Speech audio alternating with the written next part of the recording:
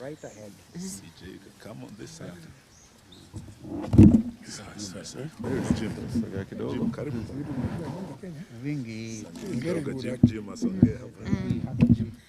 You have to lower or bring me a stool. Yes, I think you can move a bit. CJ. No, it's okay. I'm still. Yeah. Good afternoon. Are we ready? Okay, thank you. This is a statement by all of us. Where is Karoli? 1 minute, one of us is just about to walk in.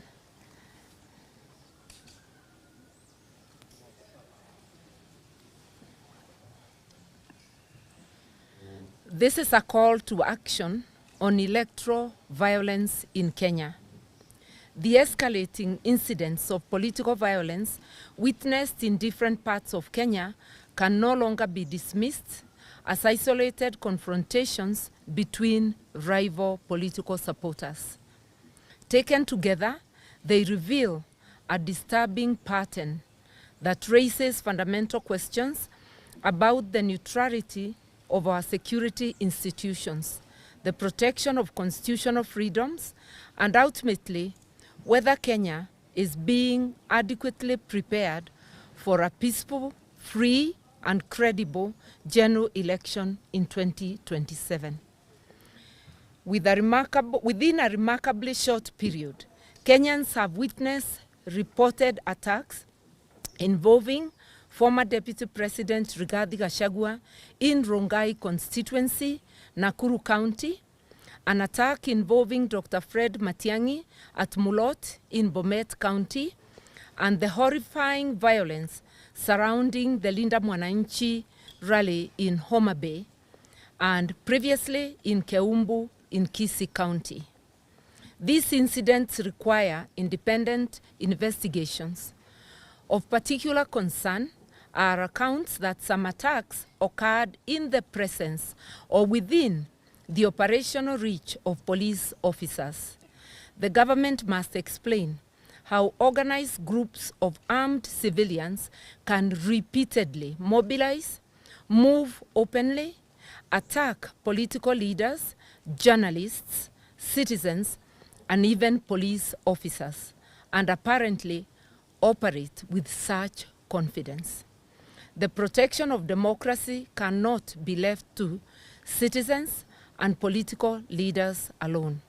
It is the responsibility of every Kenyan, every constitutional institution, and every member of the international community committed to democratic governance and the rule of law. We therefore call upon all Kenyans to reject political violence in every form, regardless of who perpetrates it or who claims to benefit from it.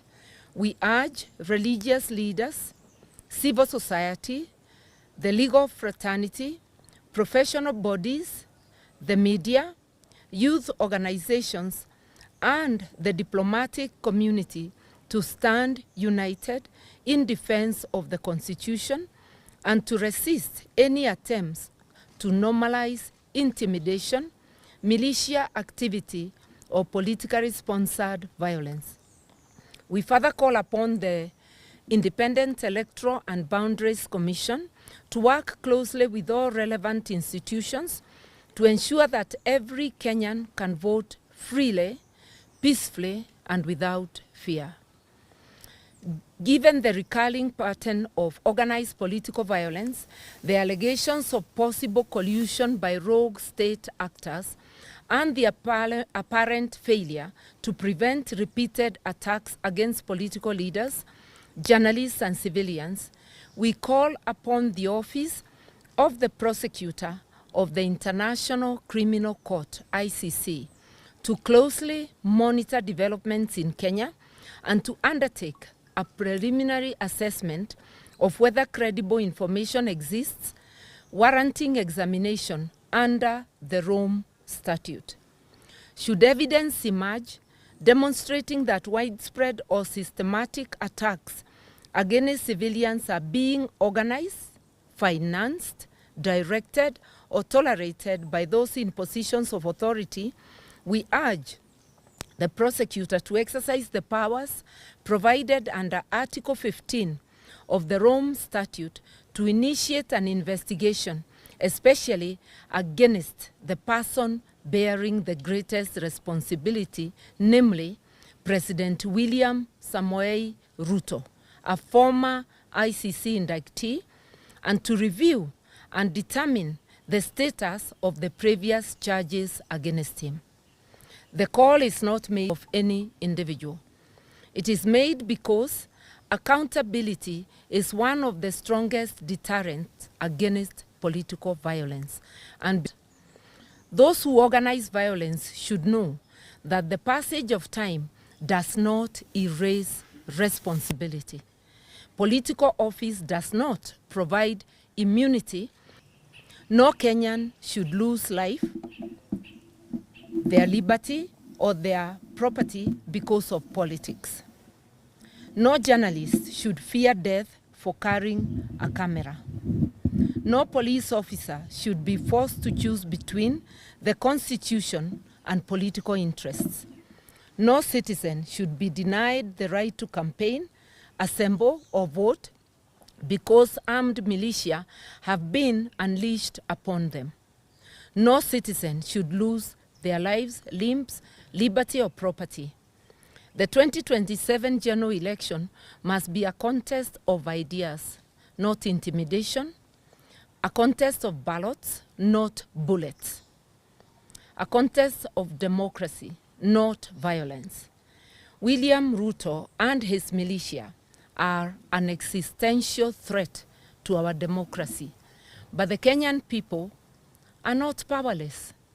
We are calling on people of goodwill to join us in forming a People's Forum for Electoral Preparedness that will be coordinated by the former Chief Justice, Honorable David Maraga, former Attorney General, Honorable Justin Muturi, and Honorable Karori Omondi on the 9th of October 2026. I repeat, the three will be coordinating a People's Forum which has been scheduled for the 9th of October this year. The future of Kenya will not be determined by militias or fear. It will be determined by the sovereign will of the people. God bless Kenya. Well done. That is the end of the statement. Okay. And we plead with you, because it is clear, to let us end there. We apologize for not taking any questions. We think it's clear. Thank you.